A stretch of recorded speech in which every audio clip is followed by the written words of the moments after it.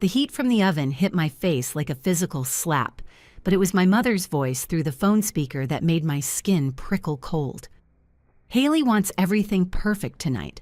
Aesthetic, you know. And well, you always have that smell on you. That yeast smell. Your hands are always stained. You look like a peasant, Abigail." I was pulling a tray of sourdough from the 400-degree oven, my forearms already marked with the constellation of burns that never quite healed. The metal edge of the tray bit into my palm through the towel. 4 p.m. on a Friday afternoon, the busiest hour at the Gilded Crumb, and my mother was calling to uninvite me from my own sister's engagement dinner. "It just doesn't fit the old Boston vibe she's curating," she continued, her voice as casual as if she were discussing weather. "You understand." The tray trembled in my grip. Sweat dripped down my temple, mixing with the flour dust that coated everything in my world.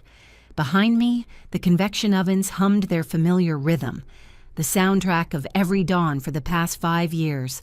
I watched a customer at the counter bite into one of my croissants, her eyes closing in genuine pleasure. That moment of connection, of feeding someone something real. That's what I lived for. But to my family, I was just the machine in the basement that kept the lights on. "Okay," I whispered. The word tasted like ash. "I understand." I hung up before she could say anything else. I set the tray down on the cooling rack and returned to the rhythm of the bakery, trying to push the conversation from my mind. "My name is Abigail. I'm 31 and I'm a pastry chef. This is the story of how I finally stopped feeding people who were starving me." Before I tell you exactly how I made them regret that call, drop a comment and let me know what time it is where you are right now. I always wonder who's awake with me. The phone screen went dark in my flour-dusted hand. I stood there for a long moment, listening to Marcus, my sous chef, calling out orders. The bakery moved around me like a living thing. Timers beeping, dough rising, customers laughing at small tables near the window. This place was mine. I'd built it from nothing, from a food truck and a dream and more student loans than I want to think about. What my family didn't know, what they'd never bothered to learn, was that baking isn't romantic. People see the Instagram videos, the slow-motion flour clouds, the golden croissants steaming on marble counters. They don't see the 3 a.m. alarm, the burns that map your forearms like a war zone, the way your shoulders ache so deep it feels like your bones are grinding together. They don't see the $5,000 I transferred to my parents every single month for the past 5 years. My father, Brian, made some bad investments back in 2020, lost a chunk of his retirement portfolio betting on cryptocurrency because his golf buddy said it was a sure thing. He never told anyone outside the family, of course. That would ruin the image. The old Boston money image, the country club memberships and the brownstone in Beacon Hill. So I became the invisible wallet, the backup generator running in the basement while they entertained upstairs. When Haley needed a new camera because the old one didn't make her skin look dewy enough, I wrote the check. When the heating system in the brownstone needed replacing, I covered it. When my mother wanted to redecorate the living room because the old furniture didn't photograph well for Haley's lifestyle content, I made it happen. I told myself I was supporting the family. That's what you do, right? You take care of your people. But standing there in my bakery, staring at my reflection in the stainless steel prep table, I understood something for the first time. They loved the product. They despised the producer. They loved my money. They loved bragging about artisan bread from our daughter's bakery at their parties. They loved the security I provided, but they were ashamed of the work that made it possible. The sweat, the early mornings, the rough, scarred hands that actually created value. I was useful, not valuable. There's a difference. The next morning, the bell above my door didn't chime. It rattled, aggressive, entitled, the sound of people who think they own the place. I looked up from the laminating machine, my hands deep in cold butter and dough, to see my entire family storming into the shop. My father in his weekend blazer, my mother clutching her pearls like we were in some Victorian drama, and Haley, immaculate in cream cashmere, walking straight past me to check her reflection in the pastry case glass. "Abigail, thank God." My mother was breathless, frantic. "We have a crisis." No hello, no apology for yesterday, just crisis. "The caterer canceled," Haley announced to her own reflection, smoothing her hair. "Family emergency," he said, totally unprofessional. "Anyway, we need you to fix it." I wiped my hands slowly on my apron, watching them. Fix what? The desserts, obviously. Haley finally turned to look at me, her face tight with irritation. "We need 5 dozen of your midnight cronuts, the ones with the gold leaf, and a 3-tier vanilla bean cake with raspberry filling, delivered to the venue by 4 p.m. I glanced at the clock. 10 in the morning. They wanted a 3-day process completed in 6 hours, and judging by the way my father was suddenly fascinated by my industrial mixer, avoiding my eyes completely, they wanted it for free. "Look, Abby." My father stepped forward, trying to sound authoritative. "We know it's short notice, but this is for your sister. Jonathan's business partners will be there. We need to make a good impression. We need the best." Haley was back to examining herself in the glass, adjusting her cashmere. She wasn't looking at me. She was looking at what I could do for her image. I was just another prop in her carefully curated aesthetic. That's when I saw it clearly. She used people as mirrors. Everything in her life existed only to reflect her beauty, her status, her brand back at her. She didn't see me standing there. She just saw a crack in her reflection that needed fixing. But I'd spent 5 years using my craft as a window, pouring my soul into this bakery to connect with people, to feed them, to offer them something real. I looked out. She looked in. We were fundamentally different species. "I can't do it," I said. The silence was immediate and absolute. "What do you mean you can't?" My mother's voice climbed an octave. "You have flour right there. Just make them." "The dough for the cronuts takes 48 hours to rest," I said, keeping my voice even. "The cake layers need to cool properly. It's physically impossible." "You're just being selfish."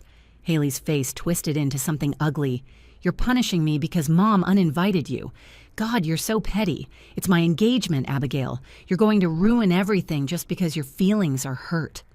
"I'm not being petty," I said. "I'm being a baker. Physics doesn't care about your engagement party." My father slammed his hand on the prep table. A bowl of ganache jumped. "Enough. You will figure this out. I don't care if you have to buy them from somewhere else and repackage them. You are going to fix this, or so help me God, Abigail."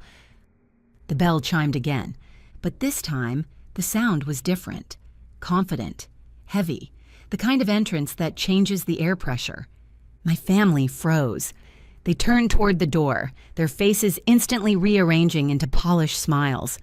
Standing in the doorway was a man in a charcoal suit that probably cost more than my delivery van. Tall, salt and pepper hair, eyes that scanned the room with predatory precision. Jonathan, the billionaire hotel mogul, Haley's fiancé. "Jonathan!" Haley rushed toward him, her voice climbing into that high-pitched squeal she used in her videos. "What are you doing here? You're not supposed to see me before the party." She reached for him, aiming for one of those picture-perfect embraces she posted constantly. He sidestepped her smoothly, not even slowing down. He walked right past my parents, past the display case, straight to the counter where I stood. He looked at me. Not at the flour on my apron, not at the sweat on my forehead. Into my eyes. "Are you Abigail?" His voice was deep, serious. I nodded, too surprised to speak. He exhaled, a sound of genuine relief. "I've been trying to meet you for 6 months. I'm Jonathan Reed. I own the Atlas Hotel Group. We exclusively contract with your bakery for our VIP suites. Your brioche is the only reason our Paris location has a 5-star breakfast rating." He glanced briefly at Haley, then back at me. "When I heard your family was having a crisis with the caterer this morning, your father called my assistant looking for vendor recommendations.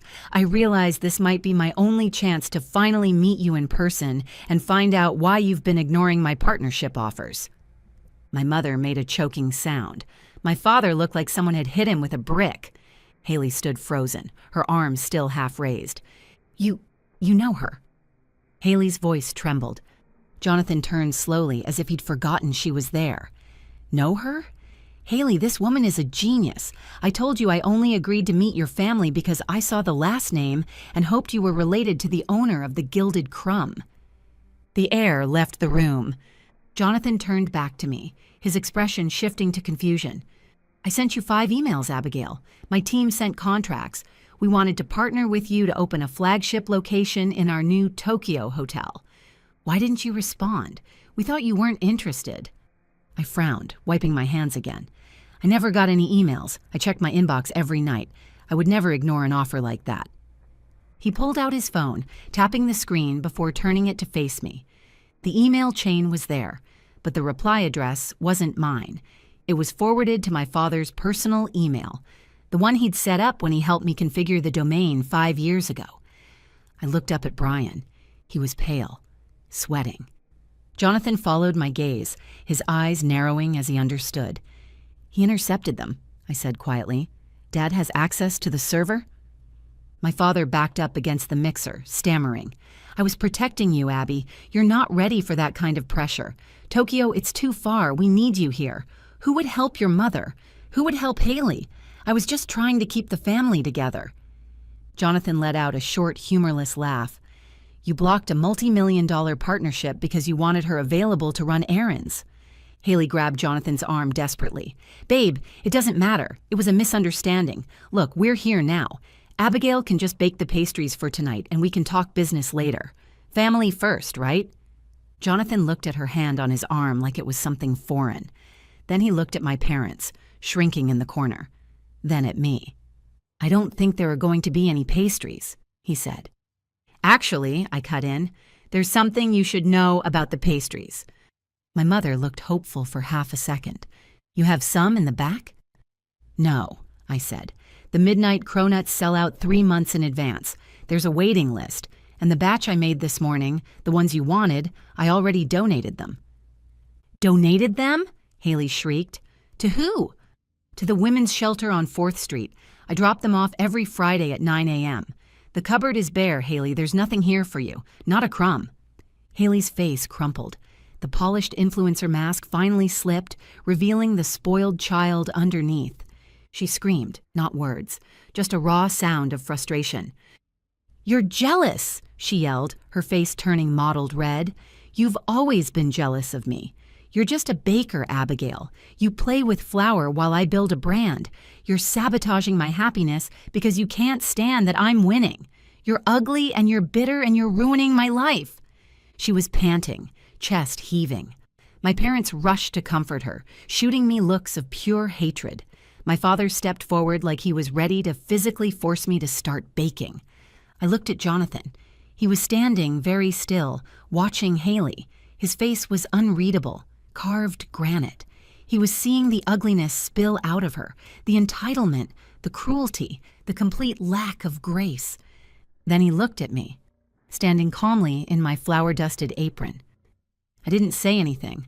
I just let the silence stretch, let her words hang in the air, echoing off the stainless steel and tile. When someone is destroying themselves, you don't interrupt. You don't give them fuel by fighting back. You become a mirror. You let them see exactly what they are. The quiet grew heavy, suffocating. Then I moved. I reached behind my neck and untied my apron. The fabric rustled as I pulled it over my head. I didn't throw it. I laid it on the counter and folded it, corner to corner, edge to edge, perfectly square. I pulled the spare key from my pocket, the one my father had used to let himself in that morning, the one he used to invade my sanctuary whenever he needed something. I placed it on top of the folded apron. Click. Then I took out my phone. I opened my contacts. Mom, block, Dad, block, Haley, block. I did it slowly, deliberately, holding the screen at an angle so they could see exactly what I was doing. "Abigail, what are you doing?" my mother whispered, the color draining from her face. "I'm clocking out," I said quietly. "Marcus, you're in charge. Close up early today. Lock everything. Everyone gets paid for the full shift." "Yes, Chef," Marcus said, straightening up. I walked around the counter, past my father, who couldn't meet my eyes, past my mother, trembling as she realized she'd just lost her ATM and her verbal punching bag, past Haley, sobbing into her hands. I stopped in front of Jonathan. "I'm going to get a coffee," I said. "You're welcome to join me." Jonathan didn't hesitate. He didn't look at Haley. He didn't say goodbye to the parents he'd been trying to impress. He turned his back on all of them. "After you," he said. We walked out into the snowy Boston street. The bell chimed above us one last time. Behind us, the bakery smelled like burnt sugar and regret. Out here, the air was cold and clean. I took a deep breath, and for the first time in 5 years, I didn't feel their weight on my shoulders. I felt light. The fallout was quiet but devastating. Jonathan ended the engagement that same evening. He met Haley at a coffee shop downtown and told her directly that he couldn't marry someone whose cruelty toward family revealed a fundamental incompatibility of values. She tried to salvage it with tears and promises, but he'd already made his decision. The breakup was final within an hour, and by the next morning, Haley was alone with a canceled engagement party and mounting debts. She tried to spin it on social media. She posted a tearful video about being blindsided, about how her jealous sister ruined her big day. But without Jonathan's money and connections, her content dried up. The venue sued her for the cancellation fees, and after months of legal back and forth, she was forced to settle for an amount that drained what little savings she had. The aesthetic she'd cultivated crumbled because it was built on a foundation I'd been paying for. Her followers realized her lifestyle was a facade. They moved on to the next shiny thing. My parents were left with a brownstone they couldn't afford and debts they couldn't pay. Without my monthly transfers, the heat was turned off in February. They had to downsize to a condo in the suburbs, miles away from the old Boston image they'd coveted. They tried reaching out through cousins and aunts, sending messages about family unity and forgiveness. I never replied. I didn't need to. I'd already said everything when I put that key on the counter. That was the last time I saw or spoke to any of them, and I've kept it that way. The relationship is permanently severed. No reconciliation, no exceptions. As for the Gilded Crumb in Boston, I made Marcus a full partner and signed over majority ownership to him 6 months after that day. He'd earned it, and he continues to run it beautifully. I still receive a small percentage of profits, but the bakery is his now. It was time for me to build something new. A year passed quickly, filled with lawyers, contracts, and the organized chaos of building something from the ground up in a foreign country. I stood in front of a massive glass storefront in Tokyo. The sign above the door read, "The Gilded Crumb," in elegant gold lettering. Jonathan stood next to me, holding the ribbon-cutting scissors. We weren't a couple. We were partners. He respected my craft. I respected his vision. He looked at me and smiled, not with pity, but with the same reverence he'd shown that day in the bakery. I looked around at the crowd. My staff, handpicked and paid double the industry standard. The regulars who'd flown in for the opening. The women from the shelter I now sponsored with a percentage of our global profits. This was my family. This was the table I'd built. I picked up a fresh croissant from the tray. Warm, flaky, perfect. I took a bite and it tasted like freedom. If you're the one keeping the lights on for people who would leave you in the dark, listen to me. They will never hand you the switch. You have to turn it off yourself. It will be dark for a moment, yes, but then you'll finally see the stars. Before you go, here's a quick bonus for sticking around. If you love learning and growing like I do, you need to try audiobooks. I've got an exclusive deal with Audible. Your first month is completely free. That's access to over 500,000 titles. Zero cost to you. All the details are waiting in the description. Don't miss this one.